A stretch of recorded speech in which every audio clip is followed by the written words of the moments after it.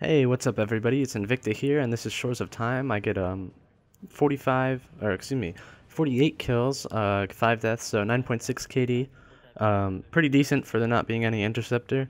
But that's not really what I'm here to talk about. I'm more here to talk about how recently I've gotten into a team. I put myself up as a free agent on Game Battles and somebody well actually a few people a few different teams contacted me, but the one that I ended up getting in contact with uh, over voice chat first, um, we were talking about the Destiny beta and how we realized how simple the maps are in general as far as like callouts go. Like if you think about Call of Duty, you have about seemingly like several different callouts for one particular building or map or place, like or like spot on the map, and there's so many different things you've got to call out. But in this game, it's all relatively simple. There's just like this is probably river you'd call it, or like you've got the B flank and you have the middle cave part, but like they're all just really simplistic things that you have to call out. They don't take much thought. You don't have to pay much attention to like what's written on the wall of the map as to why it's called that, like in Call of Duty. Man, that snipe with the fusion rifle, this thing is gonna see a nerf, I swear. But like in like Call of Duty, there's so many callouts, and generally they're like, well, why is it called that? Until you finally actually just walk around the map and head there and realize that, like, the name is written on the building or something. But in this game, it's all super simple. All the maps that were played didn't have much like the same as another spot on the map. Like in Call of Duty, there's a couple maps where like a building was just called Grandma's house, and it's like, well, why the hell is it called Grandma's house? This isn't the only house on the map, and it's definitely not the only one that looks like a grandma would live here. So there's not going to be any problems with that as far for competitive players on this game, at least. And it should be relatively simple to communicate to random team members, like just in the game, without having to have already, gotten all your callouts together on in private matches and sort of stuff like that. Should all be relatively simple, which is definitely a good thing. I think that's good because then you can just focus on your gun skill and your communication skills and your strategies, and not really have to focus on like the nuances of minor differences in spots of the map like that. But anyway, as you can see, just to kind of talk until I segue into something else, I've gotten a few of the deaths already off the bat here this game. In fact, if I remember correctly, this game, I get the deaths like real early on, and then I end up going on a 32 kill streak, and then I think I get like one more death later. In fact, that was like the longest kill streak I had. I think it was really far up there in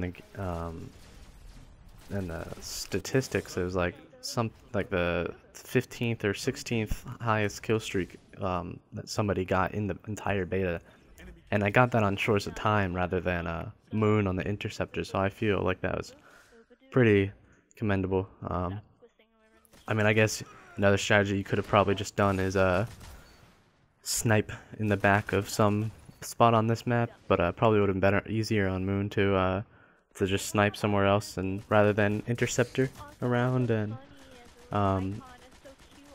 just broadcast to everybody where you are, because those things are obviously not the quietest, stealthiest ways to move around the map. But let's talk about grenades now that I keep seeing myself use this swarm grenade.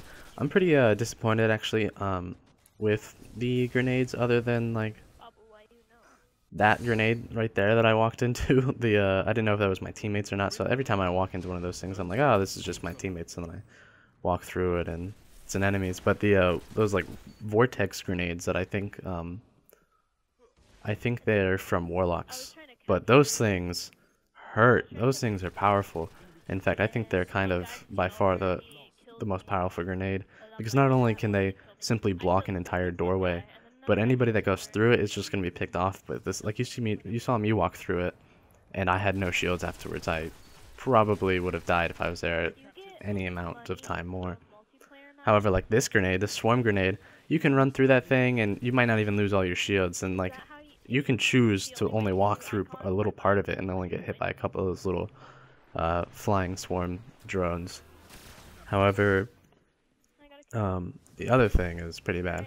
Although I will say the Titan's pulse grenade, that one works pretty well as well, because it's just like an initial grenade, an initial explosion, and then it sits there and pulses the same way I believe Aftermath does for their super ability, like how they'll do their super and then it leaves that Aftermath little pulse sitting there. And so yeah, I believe the pulse grenade works out pretty well too. People generally walk through that without any clue.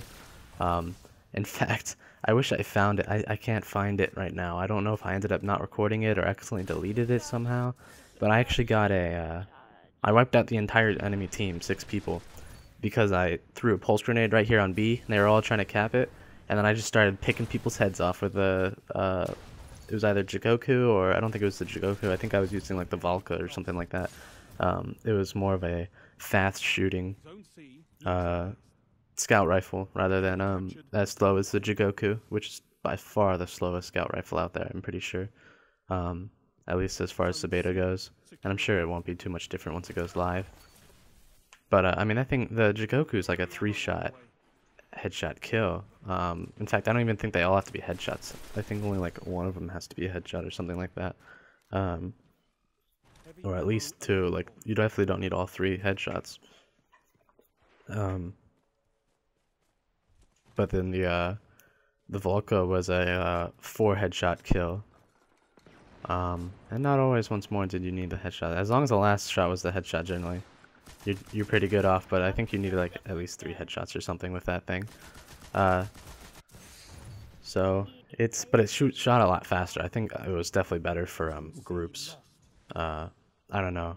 I don't know why it would be necessarily better to use a faster shooting one when the other one takes less shots to be accurate with. I guess it's just, if you make more mistakes, then the faster shooting one can help. Also, I guess the faster shooting one messes up other people's aim more than a slower shooting one because you're hitting them less. So, I don't know. I way preferred the faster shooting scout rifles. Now, I'm not entirely sure if I talked about it in a previous video, but this being a game by Bungie, you know, everyone's talking about competitive and how it might end up being competitive. Clearly, you know, Iron Banner isn't the most competitive. That's more of an RPG competitiveness, like, let's just say like World of Warcraft, where everyone's got different gear and it depends on what you found or worked up for, and then that brings a certain unbalance to the game. But so clearly that isn't going to be like a competitive game mode, I'm sure, for like game battles and things like that, or if this game ever gets MLG status. But however, I'm assuming, being Bungie, that we'll have excellent custom games capabilities and be able to turn off things like supers or turn off vehicles and things like that. In fact, I think I did mention in the last video, I'm pretty surprised that there wasn't even a Forge mode, and they would have talked about it by now if there was. And I don't know if it's just because it's too difficult to implement in this game, it's not what they're going for this game, or like they lose the rights to make such modes because they got rid of Halo, which would be really lame, and I don't think that's the case. So yeah, that was my other death, and then I believe this is actually kind of the end of the game coming up here. Yeah, there it is. But anyway, food for thought, you know, custom games should be pretty capable of changing around, I'm assuming, because it's Bungie. And so I'm sure we can get competitive match variants out of this game, at least for private matches. So should be lots of fun. I hope you guys enjoyed the video. There it is, 48 kills, 9.6 KD. I hope you guys continue watching. Please like, comment, and subscribe. And you can go ahead and follow me on Twitch down there, or my Twitter as well. Thank you so much, guys, and peace.